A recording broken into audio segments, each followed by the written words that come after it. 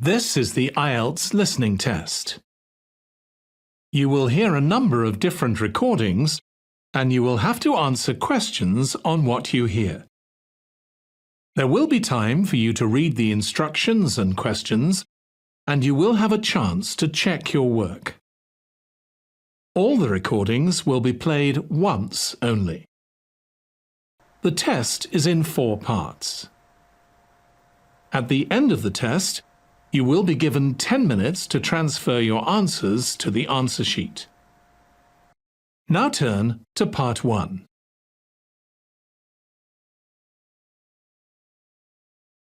Part 1.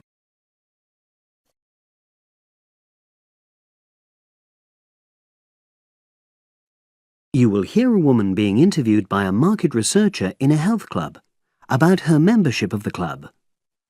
First, you have some time to look at questions 1 to 5.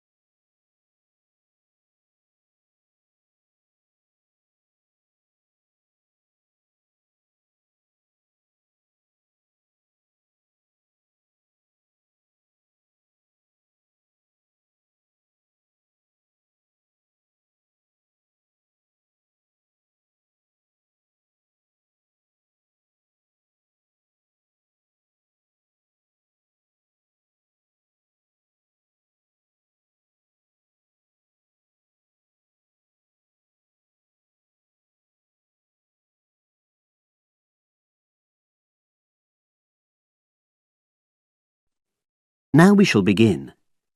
You should answer the questions as you listen, because you will not hear the recording a second time.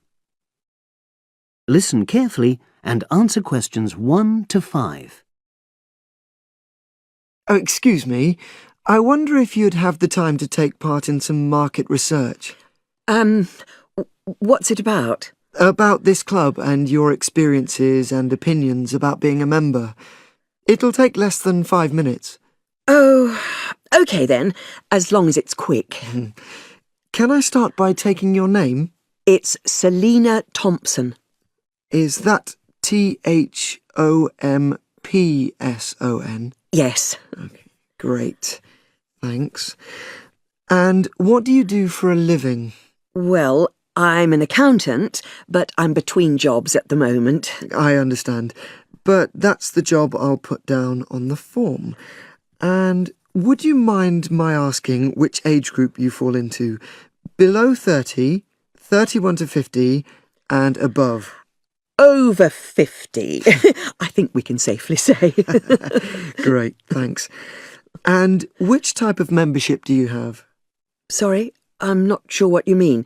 Do you mean how long of... No, is it a single-person membership? Oh, right, no, it's a family membership. Thanks. And how long have you been a member? Ooh, let me see. I was certainly here 5 years ago, and it was probably 2 to 3 years more than that. Shall I put down 8? Oh, I remember now. It's 9, definitely. Sorry. No problem. I've got that. And the last question in this first part is, what brought you to the club? Sorry? How did you find out about the club? Did you see any ads? Well, I did actually, but I have to say I wasn't really attracted to the club because of that. It was through word of mouth. So you were recommended by a friend? Actually, my doctor.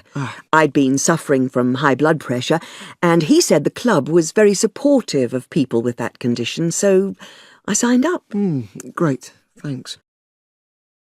Before you hear the rest of the conversation, you have some time to look at questions 6 to 10.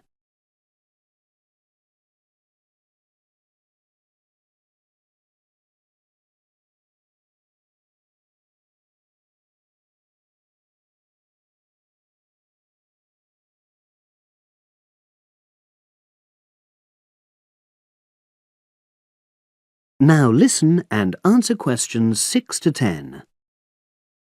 Now, for the second part of the form, I want to ask a bit more about your experience of the club. Sure. How often would you say you use the club? It varies enormously, depending on how busy I am. Of course. But on average, per month?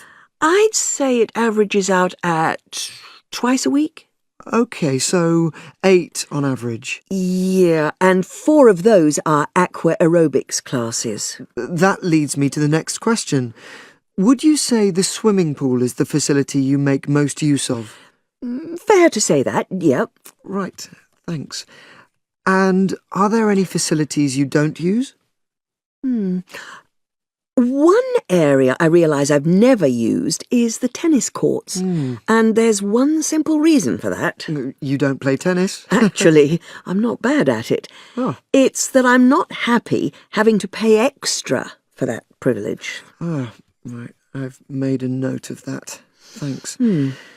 Now, in the last section, are there any suggestions or recommendations you have for improvements to the club? Only about health and fitness? Anything at all?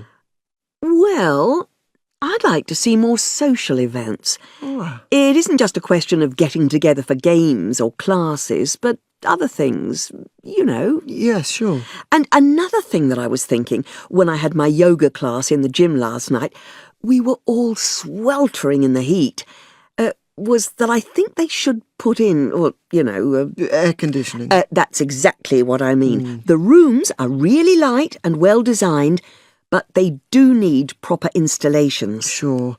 Well, I've made a note of that. Good. So, is there anything else you'd like to suggest? About quality of service, for example? Oh, everyone's very nice here. They couldn't be more friendly and helpful. Oh, but I tell you what, it's a shame the restaurant isn't open in the evening on Saturday, and Sunday as well, for that matter. So, the club should... Open it later on those days. OK. Well, thank you very much. That's all the questions I have.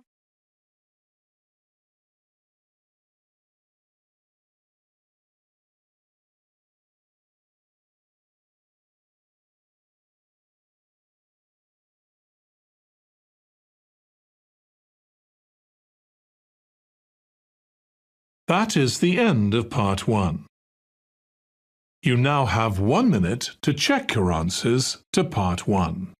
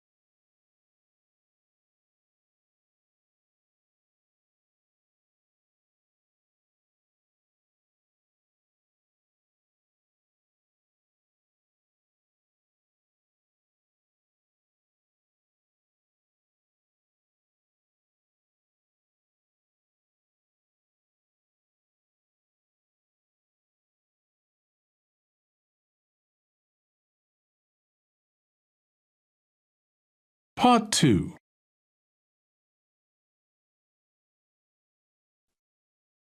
You will hear a trainer giving a talk to people who want to learn outdoor survival skills. First, you have some time to look at questions 11 to 16.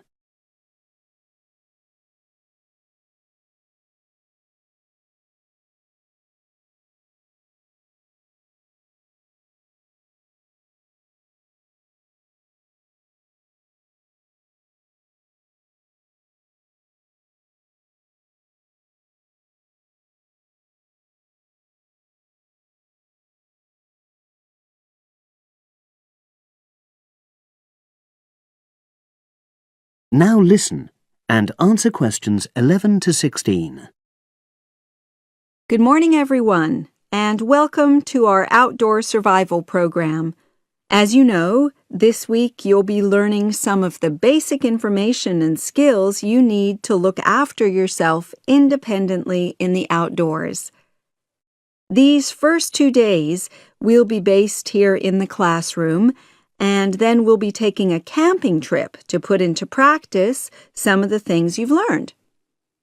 I'm going to start off with the topic of food. And to start with, I'll describe just 2 methods which we'll be putting into practice at our camp, and which make use of natural resources, the steam pit and the bamboo pot. I've got 2 posters here to make things clearer, and I'll start with the steam pit here. To make this, you'll need some dry sticks, some grass, some loose earth, and some stones. And for this week only, some matches.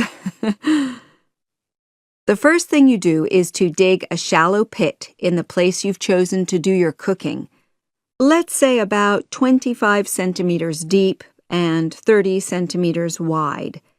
Your sticks have to be a bit wider than the pit because you have to put a line of them along the top from one end of the pit to the other. Before setting light to these, you take some large stones and arrange them on top. Then you start the fire and wait till the wooden platform burns through and the stones fall into the pit. At this point, brush away any pieces of hot ash from the stones. You can use a handful of grass and then take another stick and push it down into the center of the pit, between the stones. After that, you cover the whole pit with a thick layer of grass. And then you can put your food on it, wrapped in more pieces of grass, like parcels. Finally, cover the whole thing with earth. You have to pat it firmly to seal the pit. Then all you have to do is take the stick out and pour a bit of water into the opening that it leaves. It should take about 4 hours for your food to cook, as it cooks slowly in the steam that's created inside the pit. Now you have some time to look at questions 17 to 20.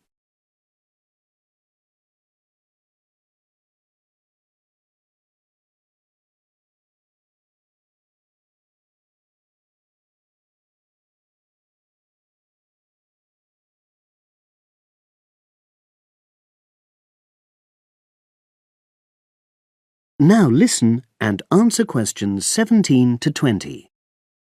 So, simple but effective. The other method you're going to practice this week is the bamboo oven. Now, the steam pit is ideal in certain conditions because the heat is below ground level. For example, if there's a strong wind and you're afraid a fire might spread. But when it's safe to have an open fire, you can use the bamboo oven method. You get a length of bamboo, which, as you probably know, is hollow and consists of a number of individual sections with a wall in between. You use a sharp stick to make a hole in each of the dividing walls apart from the end one.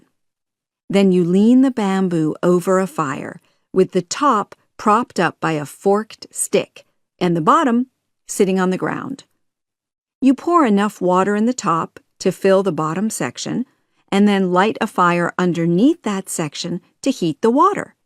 Then you put your food inside the top section and the steam coming up the bamboo through the holes you made cooks it. I'm going to move on now to food itself and talk about some of the wild plants you might cook. I'm going to begin with fungi. That's mushrooms and toadstools. I'm sure you'll be aware that some of these are edible and they're delicious, but some of them are highly poisonous. Now, whether they're poisonous or not, all fungi that you find in the wild should be cooked before eating, because that helps to destroy any compounds in them that might be mildly toxic. But be aware that any amount of cooking won't make poisonous varieties any safer to eat. Unless you can definitely identify a fungus, you should never eat it. It's not worth the risk. And you need to be really sure, because some fungi that are poisonous are very similar in appearance to certain edible varieties. They can easily be mistaken for each other. So, having said all that, fungi are delicious when they're freshly picked, and although they are only moderately nutritious, they do contain minerals which the body needs. I'll move on now to leafy plants, which are generally...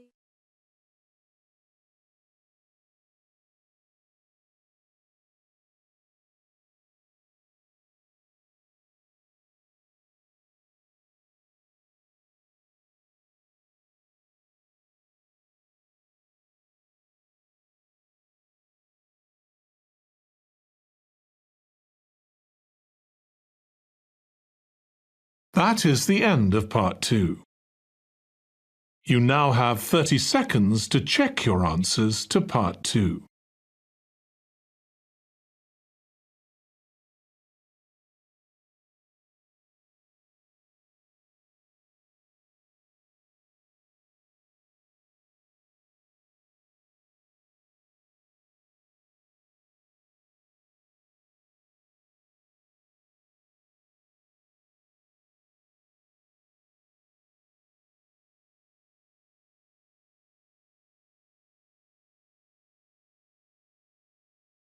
Part 3.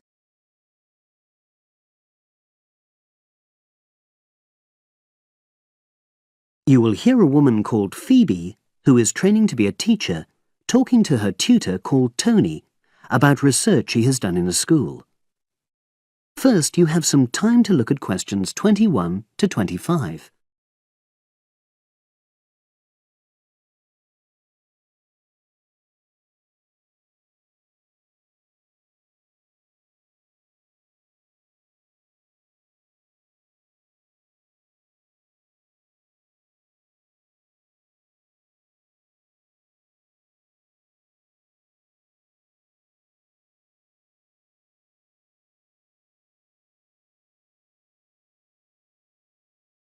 Now listen and answer questions 21 to 25. So, how did you get on with your school-based research, Phoebe? Well, it was exhausting, but really valuable. Good. What was the specific focus you chose? My title is Attitudes Towards Study Among 11 to 12-year-old Pupils. Right, and what made you choose that focus? Well, that's a bit difficult.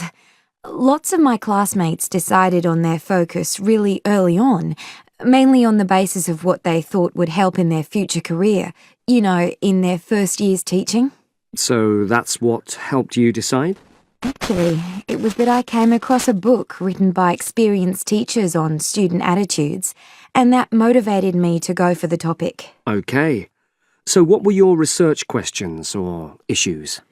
Well, I wanted to look at the ways students responded to different teachers, particularly focusing on whether very strict teachers made teenagers less motivated. And from your research, did you find that was true? No, not from what I saw, you know, from my 5 days observation, talking to people and so forth. Okay. We'll talk about the actual research methods in a moment, but before that, can you briefly summarise what your most striking findings are? Well, what really amazed me was the significant gender differences. I didn't set out to focus on that, but I found that boys were much more positive about being at school. Girls were more impatient. They talked a lot about wanting to grow up and leave school. Very interesting. Yeah, it is. From doing the research, it was clear to me that you might start out to focus on one thing, but you pick up lots of unexpected insights. Right. Did you get any insights into teaching? Yes, certainly. I was doing a lot of observations of the way kids with very different abilities collaborate on certain tasks, you know, help each other. And I began to realise that the lessons were developing in really unexpected ways. So what conclusion do you draw from that? Well, I know it's necessary for teachers to prepare lessons carefully, but it's great if they also allow lessons to go their own ways. Good point. Now, I'm really pleased to see you doing this.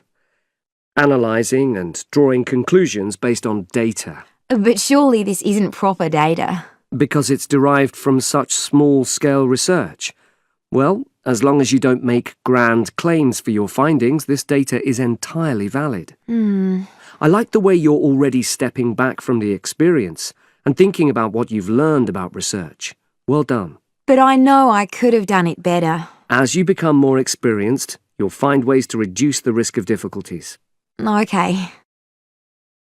Now you have some time to look at questions 26 to 30.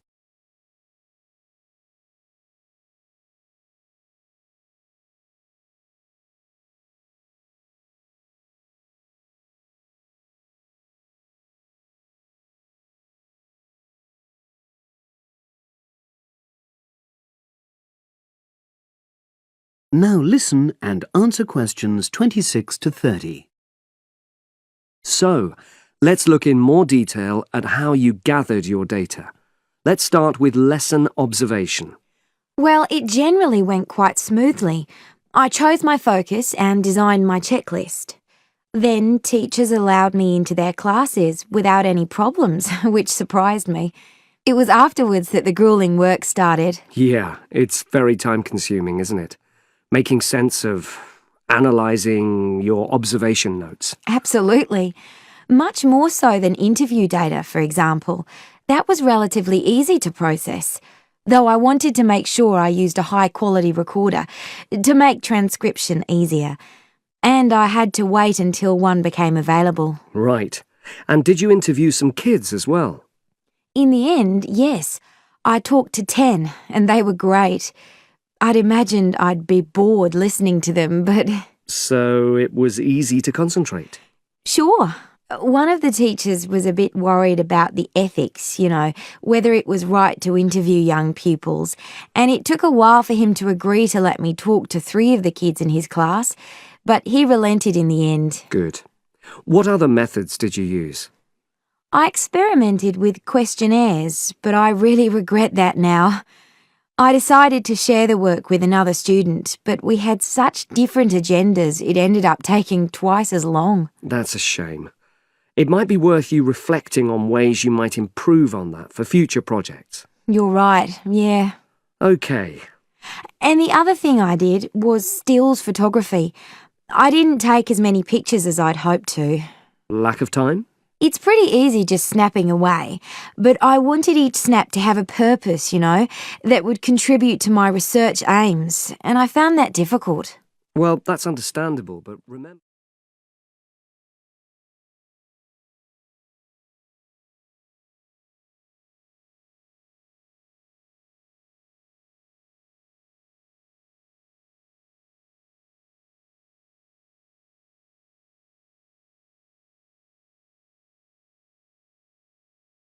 That is the end of part 3.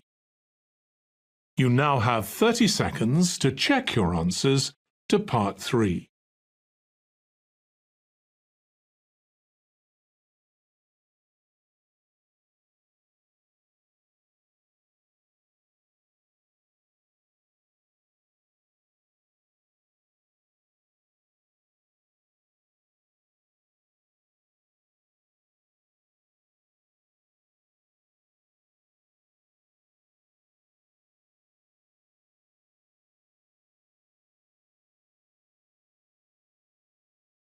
Part 4.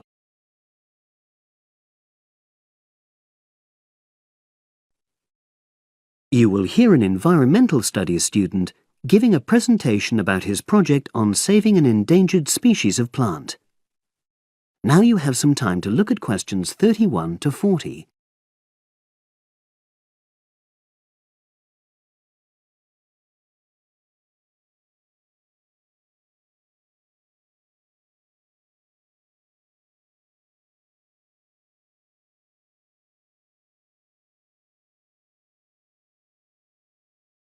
Now listen and answer questions 31 to 40. For my presentation, I'm going to summarise what I've found out about efforts to save one plant species, the juniper bush. It once flourished in Britain and throughout the world's temperate zones, but over the last few decades has declined considerably. Before I go on to explain the steps being taken to save it in England, let me start by looking at some background information and why the juniper has been so important in cultural as well as ecological terms, historically and in the present day. Firstly, I want to emphasise the fact that juniper is a very ancient plant. It has been discovered that it was actually amongst the first species of plants to establish itself in Britain in the period following the most recent Ice Age. And, as I say, it has a much valued place in British culture. It was used widely as a fuel during the Middle Ages because when burnt, the smoke given off is all but invisible, and so any illicit activities involving fire could go on without being detected. For example, cooking game hunted illegally. It also has valuable medicinal properties. Particularly during large epidemics, oils were extracted from the juniper wood and sprayed in the air to try to prevent the spread of infection in hospital wards. And these days, perhaps its most well-known use is in cuisine, cooking, where its berries are a much valued ingredient, used to flavour a variety of meat dishes and also drinks. Turning now to ecological issues, juniper bushes play an important role in supporting other living things. If juniper bushes are wiped out, this would radically affect many different insect and also fungus species. We simply cannot afford to let this species die out.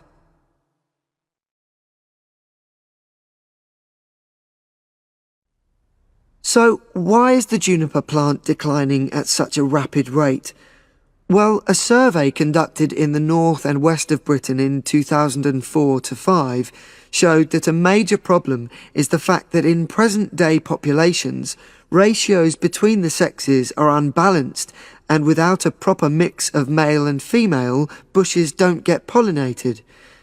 Also, the survey found that in a lot of these populations, the plants are the same age, so this means that bushes grow old and start to die at similar times, leading to swift extinction of whole populations. Now, the charity Plant Life is trying to do something to halt the decline in juniper species. It's currently trying out 2 new major salvage techniques, this time focusing on lowland regions of England. The first thing it's trying is to provide shelters for the seedlings in areas where juniper populations are fairly well established. These, of course, are designed to help protect the plants at their most vulnerable stage. A further measure is that in areas where colonies have all but died out, numbers are being bolstered by the planting of cuttings which have been taken from healthy bushes elsewhere. Now, I hope I've given a clear picture of the problems facing this culturally and ecologically valuable plant, and of the measures being taken by Plant Life to tackle them. If anyone has any questions, I'd be happy.